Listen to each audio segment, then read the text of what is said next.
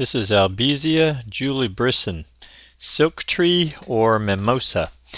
So a lot of us have seen this tree around. It's used in a good part of the world, and I live in California, and this is Inland Valley. This is in Danville, California, the tree you're looking at.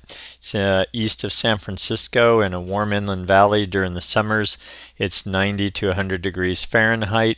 We have very low humidity, 15 to 20% humidity, and winters 20-degree range Fahrenheit is our usually our lowest point. And these can handle a wide range of conditions. They can go down to as low as 0 degrees Fahrenheit, and as you can see where we are, it can also handle a lot of heat. I want to jump into these flowers and the foliage that you're looking at. This is what it's really well known for, is these beautiful pink and white flowers, very fuzzy and soft. But I also want to jump to this. That's what the flowers become. And if we're using this in a design, this is a super important thing to consider. These create a huge mess because there's so many flowers. As they dry up and fall off of the tree, this is what the understory looks like. This is a street where they used it as a street tree, and you can see that the sidewalk and the gutters and everything around them is just covered in this mess.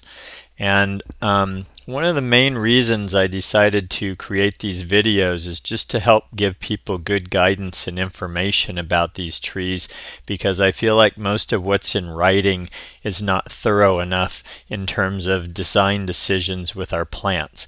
And that type of a mess created is enough for somebody to really dislike having a tree. I have a client right now taking out a beautiful tree in a house that he bought that's over a patio, and the reason he's doing that is because of the mess. He cleaned his patio, and the next day I was over there and it was totally covered with flowers again, and it was attracting bees to boot. And it's an older couple, and they just don't want to deal with the constant mess. And it had been going on for 2 months. So not only is it messy, but it lasts a long time. And these are the types of things as designers or a homeowner who's trying to pick a great tree for their yard that you want to consider. So I just want to point that out. That's the biggest downfall of this tree, is that it's very messy. And as beautiful as these flowers are, and this really unique foliage, by the way, which I love, that's something that needs to be considered. As long as I'm ragging on this plant, the other thing is that it has a shallow root system that can be invasive and lift paving, and it also goes to seed. These flowers become long seed pods, and during the winter, while it's deciduous, it can be quite unsightly because the tree can be covered with these brown seed pods that follow in the winter. So, and those seeds do drop, and this tree will go to seed. We find it suckering, and we also find seedlings within yards of more mature trees. So, sorry to be so negative about the tree, but again, a lot of this we're trying to figure out for homeowners. But even if you're doing it for a commercial job, the mess and the different things that are a reality with this tree, I think, do make it a challenge. I've used this once or twice when I was a young designer, but for me, the downside of these of this tree has kind of outweighed all the positives, because the flowers, as nice as they are, there are very few people that don't tell me that low maintenance is their highest priority, and this tree does not begin to qualify as that because of the mess.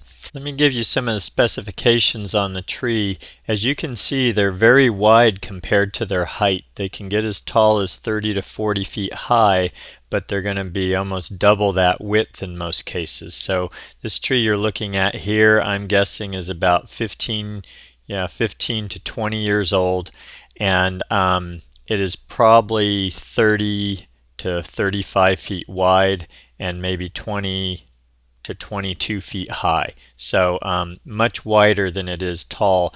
And what's neat about that is if you start them trained early enough, you can get a really nice umbrella canopy. You see that quite often with these, where they have a nice umbrella canopy. So if you've got an area that you're trying to shade, and the mess isn't a problem, this can be a really good candidate for that.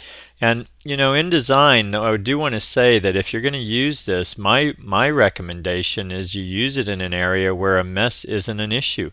That if it's an outlying area that doesn't have paving and people aren't going to try and sit under it, then that's okay. Use it there so you at least get to enjoy the show during the summer. And by the way, this is midsummer when these are blooming. This is June, July, and into August is typically when this is blooming. Also, this is a deciduous tree. It goes dormant quite early in our area, and these are low water. Once they're established, they get by on very little or no water in our area. So I would consider this quite drought tolerant. Also, if you want to use these as a umbrella canopy, make sure you specify or look for one that has a single trunk that's been leadered up while it was young. And that is Albizia julibrissin, silk tree or mimosa.